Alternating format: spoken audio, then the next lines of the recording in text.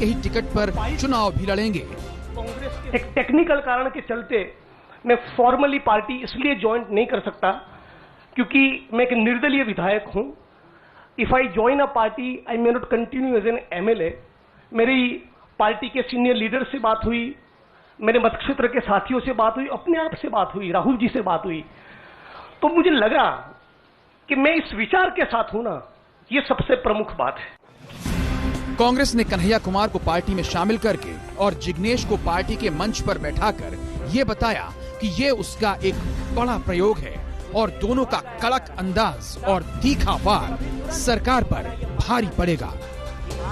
3000 kilo का drugs 15-20 lakh बेरोजगार युवा को नशे की चुंगाल में फंसाने के लिए अदानी के एयरपोर्ट पर उतर रहा है।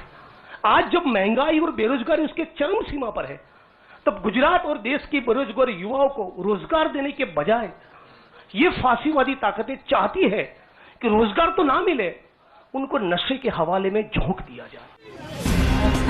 राहुल गांधी ने शहीद भगत सिंह की जयंती पर कन्हैया कुमार और जिग्नेश मेवाणी को साथ लाकर राजनीति का नया चैप्टर शुरू किया है। अब आगे आगे देखते हैं होता है क्या। दिल्ली में मौसमी सिंह के साथ आज तक ब्यूरो। कांग्रेस कर रही है तैयारी। 2024 की तैयारियों के साथ बिहार और गुजरात पर भी फोकस कर रही है और इसीलिए कन्हैया कुमार और जिग्नेश मेवाणी को कांग्रेस अपने साथ लाई है। हम आपको बता दें कि कांग्रेस का हाथ थामने के बाद हार्दिक पटेल को गुजरात अध्यक्ष बनाकर कांग्रेस ने अहम जिम्मेदारी सौंपी थी। वहीं अब दोनों को भी बड़ी जिम्मेदारी मिलने की अटकलें हैं। उधर बीजेपी ने कांग्रेस को घेरना शुरू कर दिया है। दिल्ली की सड़कों पर कन्हैया के पोस्टर लग गए जिसमें टुकड़े टुकड़े गैंग का मुद्दा उठने लगा है। हम इस पे कमेंट नहीं करना चाहते हैं, मगर यह कहना अतिशयोक्ति नहीं होगा कि टुकड़े टुकड़े गैंग और कांग्रेस पार्टी दोनों का विलय हो रहा है। आज कोई साधारण दिन नहीं है, आज सर्जिकल स्ट्राइक का एनिवर्सरी है। तो एक तरफ वो ताकते हैं हिंदुस्तान में, चाहे हिंदुस्तान की वर्तमान सरकार, चाहे इंडिया की जाबाज आर्मी हो, जिनका एक ही मकसद है हिंदुस्तान को बचाना, हिंदुस्तान की एकता को, अक्षुण्णता को बचा के रखना। और दूसरी तरफ वो ताकते हैं जिनको हम टुकड़े टुकड़े गैंग कहते हैं, जिन्होंने ये स्लोगन्स दिया था, भारत तेरे टुकड़े होंगे इंशाअल्लाह इंशाअल्लाह, अफजल हम शर्मिंदा हैं, तेरे कातिल जिंदा हैं। आज भारत तेरे टुकड़े वालों को कांग्रेस पार्टी अपने पार्टी में शामिल कर रही है। अफजल को जो अपना गुरु मानते हैं उनको अपने पार्टी में शामिल कर रही है। जो देश के लोगों को न्याय दिलाने की बात करता है, उसके नेतृत्व में रहकर कांग्रेस पार्टी को मजबूती को देखते हुए आने वाले दिनों में हमें पूरे देश में ये काम करना है। और मैं बहुत ही स्पष्ट रूप से मानता हूं कि जिग्नेश भाई हो, कन्हैया भाई, ये सब लोग, हम सब पुराने दोस्त थे, हम सब ने साथ मिलकर नौजवानों की आवाज उठाई है, किसानों की आवाज उठाई है। तो आने वाले दिनों में एक जगह रहकर पूरे देश के लिए एक मजबूती बने, पूरे देश के लिए एक मजबूती से आवाज बने, उस पर हम लोग काम कर रहे हैं। कांग्रेस ने कन्हैया कुमार को अपने साथ जोड़ तो लिया और कन्हैया कुमार जिस अंदाज और अटैक के लिए जाने जाते हैं वो भी उन्होंने बीजेपी और मोदी पर बोल दिया। लेकिन सवाल यह है कि कन्हैया कुमार का अतीत कांग्रेस को कामयाबी दिला पाएगा, क्योंकि कन्हैया कुमार बिहार के बेगूसराय से लोकसभा चुनाव हार चुके हैं। अपनी विचारधारा से लेफ्ट के तारनहार कहे जाने वाले कन्हैया कुमार अब कांग्रेस में सियासत का कौन सा दांव आजमाएंगे। सवाल यह भी है कि राहुल गांधी ने कन्हैया में सियासत का कौन सा गुण देख लिया।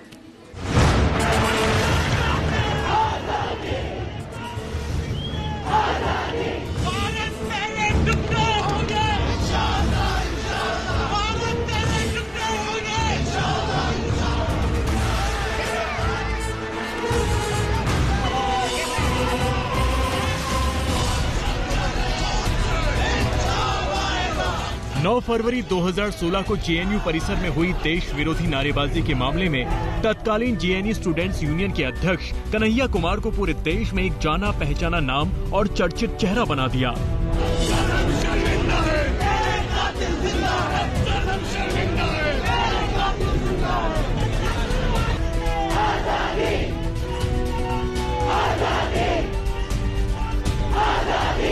इसमें उनका जेल जाना और जमानत पर बाहर आने के बाद जेएनयू परिसर में सीधे प्रधानमंत्री नरेंद्र मोदी को चुनौती देते हुए उनके जबरदस्त जोशीले भाषण का बड़ा हाथ रहा। और माननीय प्रधानमंत्री जी कह रहे थे, स्टालिन और खुर्शेव की बात कर रहे थे। मेरी इच्छा हुई कि मैं टीवी में घुस जाऊं। उनका सूट पकड़ कर कहूं, मोदी जी थोड़ी हिटलर की भी बात कर लीजिए। हाईकोर्ट से जमानत मिलने के 3 मार्च 2016 की रात को कन्हैया जेल से रिहा हुए और सीधे जेएनयू कैंपस पहुंचे, जहां सैकड़ों की तादाद में स्टूडेंट्स उनका इंतजार कर रहे थे। रात करीब 10:30 बजे कन्हैया ने भाषण देना शुरू किया। सभी टीवी न्यूज चैनल्स पर उसे लाइव दिखाया गया। करीब 50 मिनट के भाषण में कन्हैया ने बीजेपी और आरएसएस के खिलाफ जमकर हमला बोला, सीधे पीएम मोदी को निशाने पर लिया।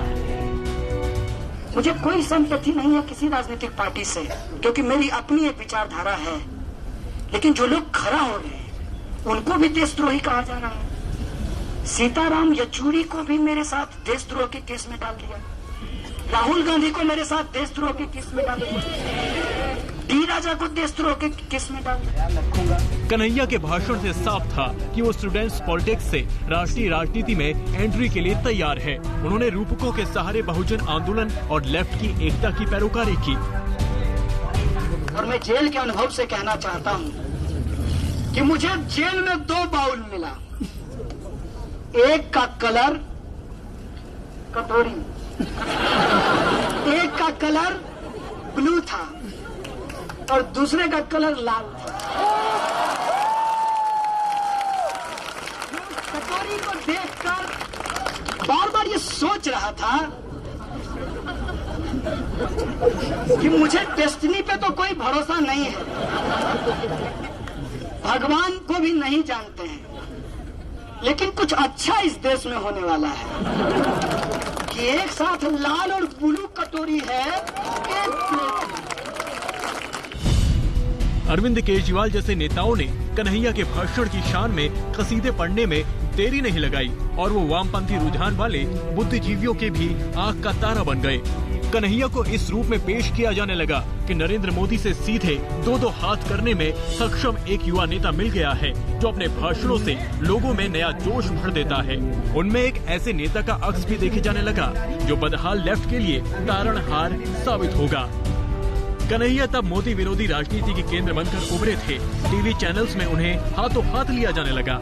सीपीआई ने उन्हें देश भर में पार्टी काडरों में जोश भरने के अभियान पर लगा दिया। 2019 के लोकसभा चुनाव में सीपीआई ने उन्हें उनके गृह जिले बेगूसराय से मैदान में उतारा। मुकाबला केंद्रीय मंत्री गिरिराज सिंह से था, जो पिछली बार नवादा सीट से जीते थे। बेगूसराय लोकसभा सीट पर भूमिहार वोटर्स निर्णायक भूमिका निभाते आए हैं। कन्हैया भी इन्हीं समुदाय से ताल्लुक रखते हैं। सीपीआई को उम्मीद थी कि कन्हैया बदौलत वो बेगूसराय में इस बार लाल परचम लहरा देंगे।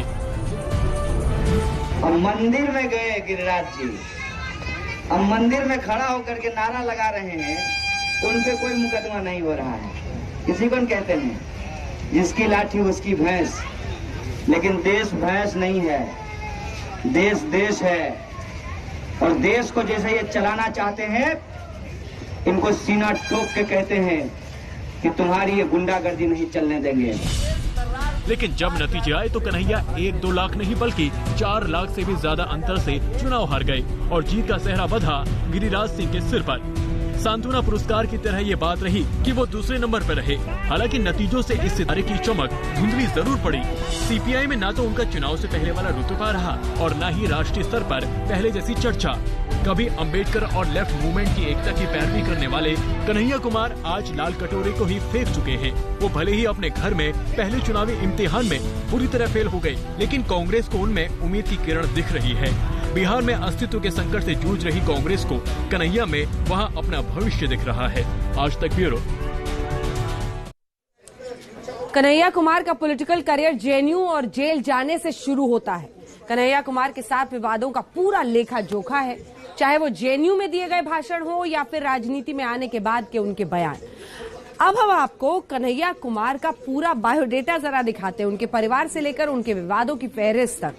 जहां कन्हैया कुमार का जन्म बिहार के बेगूसराय जिले के एक गांव में हुआ। ये गांव तेघरा विधानसभा क्षेत्र में आता है, जहां सीपीआई को काफी समर्थन दिया जाता है। कन्हैया कुमार के पिता जयशंकर सिंह पैरालिसिस है और वो काफी सालों से बिस्तर पर रहते हैं। कन्हैया कुमार की माता मीना देवी एक आंगनबाड़ी कार्यकर्ता है, वहीं उनके बड़े भाई प्राइवेट सेक्टर में काम करते हैं। अपने स्कूल दिनों में कन्हैया अभिनय में रुचि रखते थे। इंडियन पीपल्स थिएटर एसोसिएशन के सक्रिय सदस्य थे। 2002 में कन्हैया ने पटना के कॉलेज ऑफ कॉमर्स में दाखिला लिया, जहां से उनके छात्र राजनीति की शुरुआत हुई। पटना में पोस्ट ग्रेजुएशन खत्म करने के बाद कन्हैया ने जेएनयू में अफ्रीकन स्टडीज के लिए पीएचडी के लिए एडमिशन ले लिया। कन्हैया कुमार 2015 में जेएनयू छात्र संघ के अध्यक्ष पद के लिए चुने गए थे। 9 फरवरी 2016 को जेएनयू में अफजल गुरु को फांसी के खिलाफ एक छात्र रैली में राष्ट्र विरोधी नारे लगाने के आरोप में देशद्रोह का मामला दर्ज किया गया था। कन्हैया कुमार की अगवानी में भारत तेरे टुकड़े होंगे और अफजल हम शर्मिंदा हैं, तेरे कातिल जिंदा हैं के नारे लगाने के आरोप लगे थे। कन्हैया कुमार ने भारतीय सेना के खिलाफ 8 मार्च 2016 को दिल्ली में विवादित बयान दिया था। कन्हैया ने कश्मीर का जिक्र करते हुए कहा था कि कश्मीर में सेना महिलाओं से बलात्कार करती है। 4 फरवरी 2020 को कन्हैया ने विवादित ट्वीट किया था, जिसमें आरएसएस पर हमला बोला गया था। उन्होंने आरएसएस को धर्म का धंधा करने वाला बताया था। कन्हैया कुमार पर पटना एम्स के जूनियर डॉक्टर्स ने दुर्व्यवहार के भी आरोप लगाए थे। कन्हैया एआईएसएफ के बिहार प्रदेश के सचिव सुशील कुमार को एम्स में देखने गए थे। सुशील एम्स के ट्रॉमा इमरजेंसी वार्ड में भर्ती थे। एक ब्रेक के लिए हम इसी के साथ रुक रहे हैं। ब्रेक के उस पार क्या एक आईएएस के घर चल रही थी धर्मांतरण की पाठशाला, देखते रहिए स्पेशल रिपोर्ट। आज तक बेमिसाल 20 साल, पावर्ड बाय ईबिक्स कैश, हर खुशी के लिए काफी है। सब बनेंगे फॉलोवर्स, सब बनेंगे फैन, इस तरह वायरलेस का फील्ड में टशन का ये जश्न है, टशन का जश्न।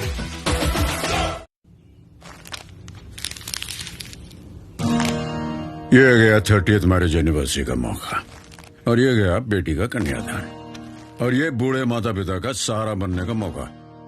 प्रिस्क्रिप्शन क्यों फेंक रहा हूं? ये क्या मजाक है? मजाक मैं नहीं, आप कर रहे हैं अपनी जिंदगी के साथ। डॉक्टर की सलाह न मानकर अपनी चलाकर या फिर इंटरनेट की मानकर। देखिए, डॉक्टर्स आपकी प्रॉब्लम्स को समझकर प्रिस्क्रिप्शन लिखते हैं, इसलिए बीपी, डायबिटीज, जो भी लाइफस्टाइल डिजीजेस हो उन्हें नजरअंदाज मत कीजिए। वायरल फीवर, खांसी, जुकाम, फ्लू, इन सब को भी मामूली न समझिए। सही दवा लीजिए, सही टाइम पर लीजिए, और डॉक्टर की सलाह से ही उन्हें छोड़िए, खुद से नहीं। मैनकाइंड फार्मा, इनको यही ख्याल रहता है कि आप अपना ख्याल रखें। Mankind pharma, serving life.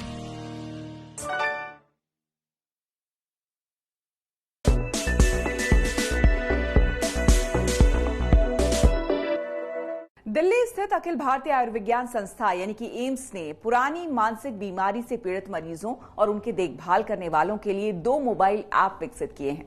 Corona की वजह से डिप्रेशन और मानसिक बीमारियों से ग्रस्त मरीजों की संख्या में लगातार इजाफा हो रहा है। ऐसे में ये 2 एप्लीकेशन मानसिक बीमारियों से लड़ रहे मरीजों के लिए वरदान साबित होंगे। लगातार काम और फास्ट लाइफस्टाइल और अन्य कारणों से डिप्रेशन का भी शिकार लोगों को होते देखा जा रहा है। ऐसे में एम्स की इन 2 एप्लीकेशन से उन मरीजों को फायदा होगा जो लगातार मानसिक बीमारियों से जूझ रहे हैं। ये ऐप गंभीर मानसिक बीमारियों से पीड़ित लोगों के साथ ही उन लोगों के लिए भी फायदेमंद होंगे जिन्हें बीमारी से संबंधित लक्षणों का हाल ही में पता चला है। एम्स की मनोचिकित्सक ममता सूद बताती हैं कि इस ऐप को हमने 25 मरीजों पर ट्रायल किया है। ट्रायल के दौरान इसका रिजल्ट बहुत अच्छा आया है। ये ऐप मरीजों की हर जरूरत को समझेगी और उनकी रोजमर्रा की जिंदगी, उनकी कमियां सब इस ऐप के जरिए रिकॉर्ड में रहेगा।